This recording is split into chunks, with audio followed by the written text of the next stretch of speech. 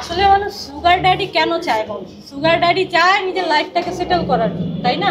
তো sugar daddy দিয়ে আমি জমিতে কেন যাব চাষ করতে? কারণ তো জমিতে চাষ করার কোনো প্রয়োজন নাই।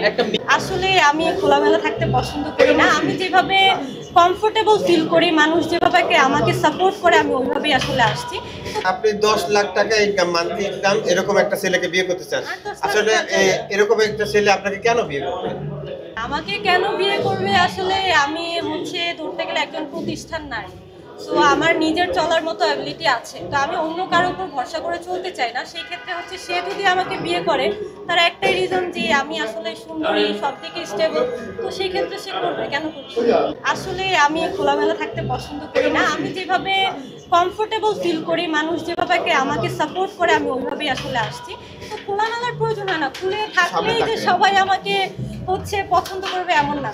বেশিরভাগ মিডিয়াতে যারা কাজ করে তারা ভাবে যে হ্যাঁ হয়তো বা আমি খুলে থাকলে আমি সাপোর্ট বেশি পাবো, কাজ বেশি পাবো। আসলে না, যেই কাজে যেভাবে মানা, এটা আমাদের বাংলাদেশ। তো সেই ক্ষেত্রে আসলে খুলে থাকলে সবকিছু হবে এমন না।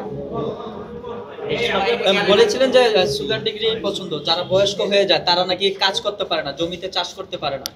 এখন আপনি তাকেই পছন্দ করছেন, যদি জমিতে চাষ না করতে পারে তাকে দিয়ে কি করবেন আপনি? আসলে মানুষ সুগার ড্যাডি কেন চায় বল? সুগার ড্যাডি চায় নিজের লাইফটাকে সেটেল করার জন্য, তাই না? তো সুগার ড্যাডি দিয়ে আমি জমিতে কেন যাব চাষ করতে? কারণ তো জমিতে চাষ করার কোনো প্রয়োজন নাই। একটা মেয়ের কি এটাই প্রয়োজন? টাকা পয়সার প্রয়োজন নাকি তার দেহ চাহিদারও প্রয়োজন আছে? একটা মেয়ের জন্য আসলে সবকিছুরই প্রয়োজন আছে। তো সুগার ড্যাডি দিয়ে যে তার সবকিছু পাইতে হবে এমন তো না। মানে আপনি কি বলতে চাচ্ছেন যে সুগার ড্যাডির পাশাপাশি আপনি অন্যকে দিয়ে আপনার জমি চাষ করাবেন? এরকমটা তো হইতেও পারে না, ফ্রেন্ড থাকতে পারে না।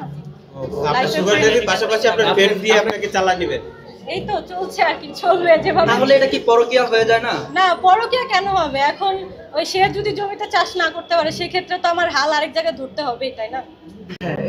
সেটার জন্য আমি বলছিলাম যে নাইজেরিয়ান তো বড় বড়। না, নাইজেরিয়ান দিয়ে হবে না, আসলে বাংলাদেশি লাগবে। বাংলাদেশি মেড ইন বাংলাদেশি লাগবে। আচ্ছা, বাংলাদেশিদের যারা লম্বা ছেলে আছে তাদের পছন্দ করবেন? হ্যাঁ, অবশ্যই লম্বা ছেলে।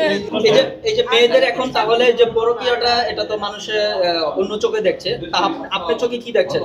না, আসলে পরকীয়া হচ্ছে আসলে মানুষ কিন্তু এমনিতেই করে না। দেখা যায় তার যে কোনো একটা সমস্যার কারণেই সে পরকীয়াতে জড়িয়ে পড়ে। আসলে এটা মানুষের আবেগ, মনের একটা বিবেচনা থেকেই সে পরকীয়াতে জড়ায়। তো ওই যে এখন বর্তমানে ওই যে মানিক, ওর বউ যে চলে গেল, ও তো অনেক ভালোবেসে ওর বউরে আসছিল, কি হইল এখন? সেটা কি পরকীয়া? না। আচ্ছা, আপনার জমি চাষ করতে হলে কেমন বয়সের ছেলে আপনার জমি চাষে ভালো পারদর্শী হবে? এখন আমার যে এই চলতেছে, এই এজের পরটা আমি বলবো যে একটা 28-30 হইলে আমার জন্য পারফেক্ট। আমরা শুনেছি যে যারা একটু বয়স্ক হয় তারা নাকি বেশি সময় জমি চাষ করতে পারে। না, এই সব সম্পর্কে আসলে ধারণা নাই, এটা বলতে পারি না।